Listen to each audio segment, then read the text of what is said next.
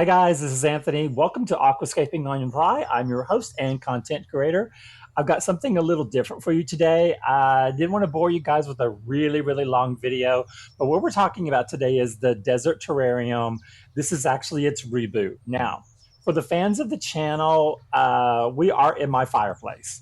And this originally was Kong Skull Island, which was not going to be humble at all, a magnificent island, complete terrarium that was glorious, and it was all tropical, and it was infiltrated by gnats, and not just a little bit, by a lot. So bad so that I eventually had to take it down, and now we have Desert Oasis taking its place. Now, what's fun about Desert Oasis, now, Kong did have a water feature. He had a drip irrigation system, which mimicked rainfall, and I love that about it. So we switched kind of gears with this one, and I built this rather large fountain, curving from the inside the corner, curving all the way to the left on the fountain itself, and it's absolutely breathtaking. I love it. One of my mistakes, though, is that the pool, and you can see the rock right down in the foreground, that rock is permanent around it, and I didn't make the pool quite big enough, so I can only use the fountain at its very lowest setting. So when I built Desert Oasis out of the remains of Kong, I repotted all of its plants. And for a while, I thought, I'm just going to put the plants back into their pots because a lot of the plants were suffering horribly. And I wanted to just to acclimate them, just to see if it was going to be possible to grow, because there is no humidity built up now in the fireplace enclosure now that it's not a tropical terrarium with all the rock in there. So the plants have started to do really well. So I've had them in there for more than 2 weeks. They are surviving. Some of them are growing very well. And I finally got the notion to go ahead and take all the gravel out and the rock in sections. And then I would go in and build back my gravel bed and then my substrate that I use in all my terrariums, and then do the plantings in there. So this gave me an opportunity to get back in there, do a little rearranging, which I did, and to just kind of tweak everything. But the one thing I was looking for was I was a little worried because the fountain pool evaporates quite rapidly. I mean, within one day, I have to add water to it again. And I thought maybe it had sprung a leak and was leaking into the other side. When I pulled, uh, as you can see when I'm pulling everything out, and those of you will notice in the video, I had a lot of plastic bags in there as buffers and to hold things in place, so I wouldn't have to use as much rock as possible. And so I was really happy because there was no leakage in the terrarium itself whatsoever. Now, what about the gnats? Okay, so I really am tripling down on my gnat battle, and I am so happy to say that inside Desert Oasis, it is not a problem. Now, I am not taking that for granted, though. You can see I've got the sticky insect strips that are inside there. I use those constantly. I also have put in there a small plug-in. It's not a zapper, it's a nightlight that has a stickiness on the inside of it that draw the insects to it. And that really does help, because the last thing I want is to put soil in here now, where before it was just in the pots. Now I'm putting soil all around everything and I'm rebuilding it. I do not want to have gnats get back into there. What I have noticed, though, is they I have not had a typical outbreak like I had before. I did about a week ago, and that was initially, and I had placed a lot of the sticky strips in there, and I had a bug zapper going in there just to make sure I was getting everything killed. And so I was able to pull that out, put the plug-in in there, and then also keep my sticks in there. Now, so the strips I change out about every 2 weeks. And you can see right now, you just saw me pulling out the basically shopping bags. I recycle all my shopping bags. And what that was doing is that was just kind of holding and propping things up because I wanted to get some height out of this that I had in Kong. It's very difficult to do with the rocks that I have. I was limited on the rocks I wanted to use. I have a lot more beautiful rocks that I really wanted to use, but I just didn't have the space for it. And so this time I'm kind of taking a different approach. I'm not going as high as I kind of would like to, and I'm trying to build it as a retaining wall. So I'm using rock and wood as the structure for the build. But the nice thing is that, oh, and by the way, so the soil I'm using, this is something that I think is kind of important to talk about. Once a gnat gets in there, if it lays any eggs in your soil, then you're just a goner because they proliferate incredibly fast. One gnat can lay between 200 and 300 eggs. And I keep my soil in tubs. So what I'm doing is now I bake my soil. I put it in the oven on 350. I bake it for an hour in a tin. And that way I know for sure that it's killed off anything in there because I'm reusing, I mean, this is my soil recipe that I use for my terrarium plants that I'm growing in my chambers. It was the same recipe that I'm using for my aquarium plants that I'm growing immersed. And also, I was using the same substrate to keep moss growing in containers. So the one thing I am doing because I had such a bad gnat outbreak is I'm not really growing so much moss anymore. I'm trying to utilize what I have or when I go on a layover. So like specifically, I was just in Detroit and I built an entire terrarium just on plants that I found while walking to a state park along the cracks and the sidewalks. And I found a lot of stuff. I brought those home immediately and really put them in one small terrarium and then also use the rest of them and put them in other terrariums. Because I think I mentioned on the channel before that when I do a terrarium, my Texas moss does not do well when it is completely confined and has all that humidity.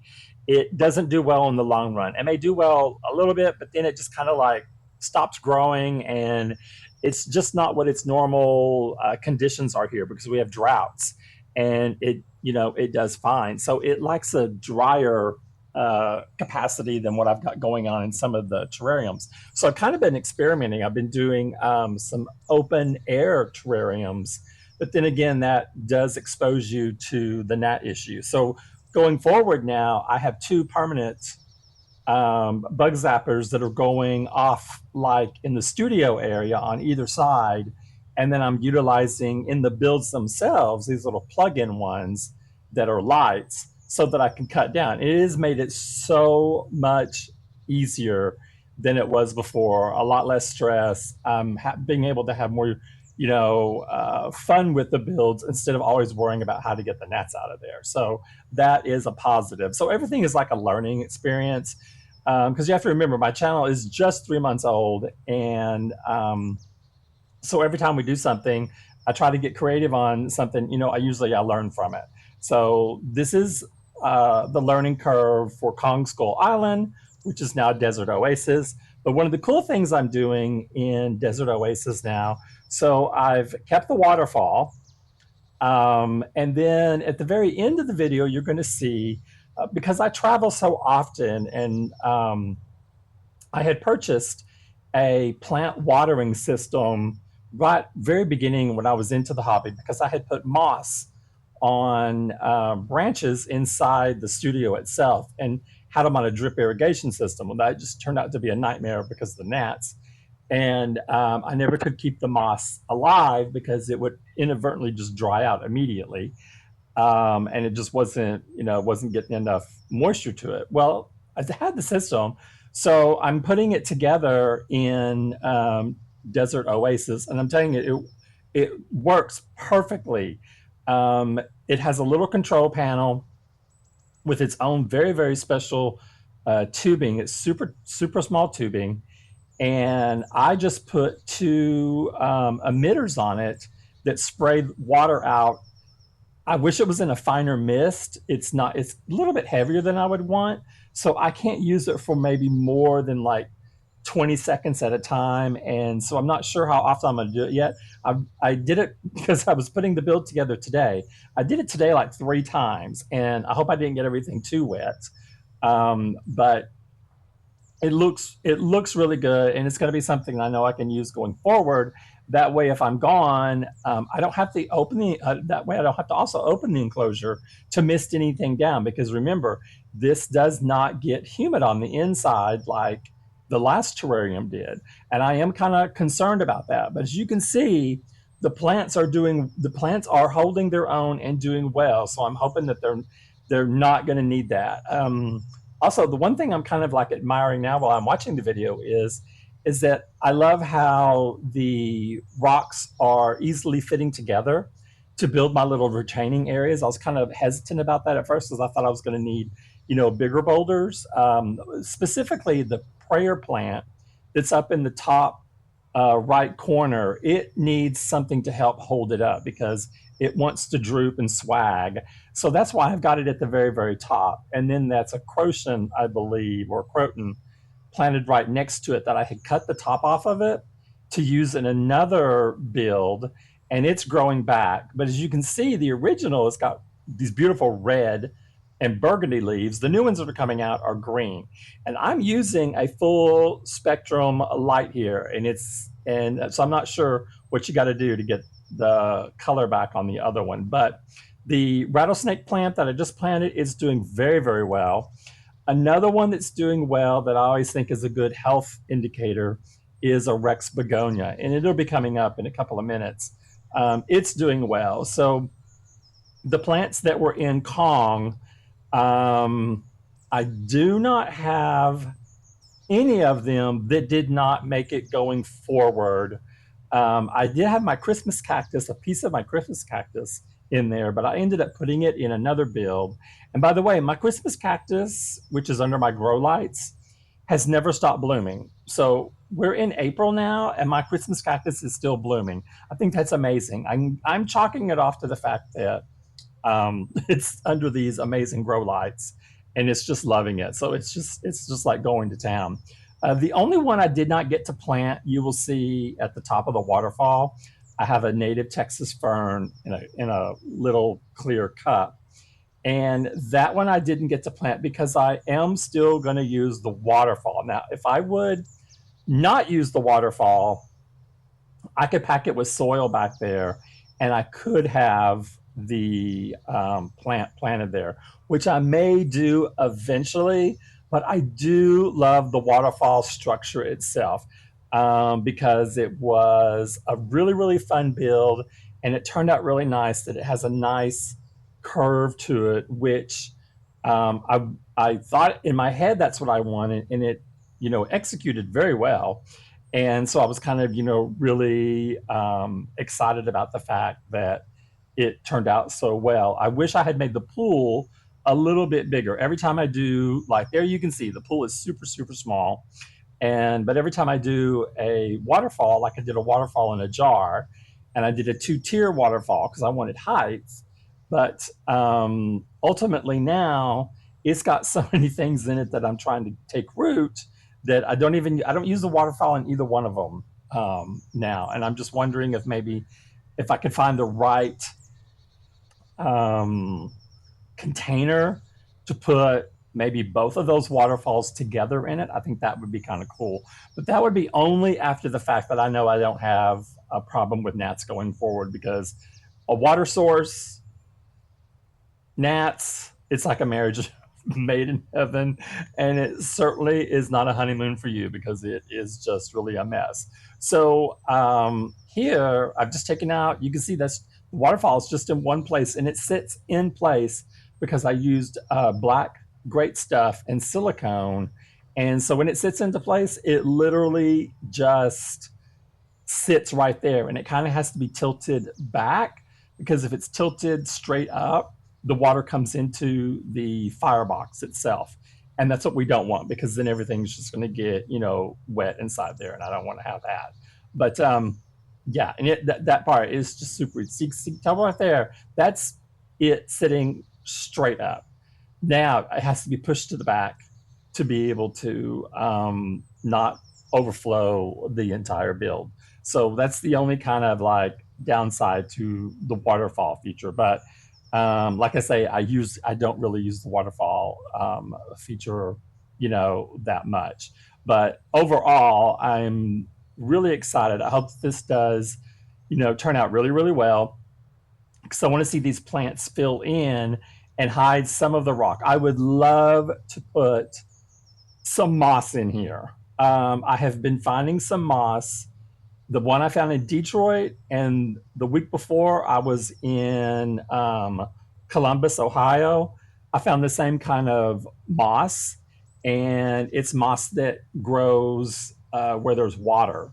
And I would love to have some to put on the waterfall itself, but I am terrified of putting moss out there, because when you have moss and a water feature, I think gnats just are drawn to it like a magnet.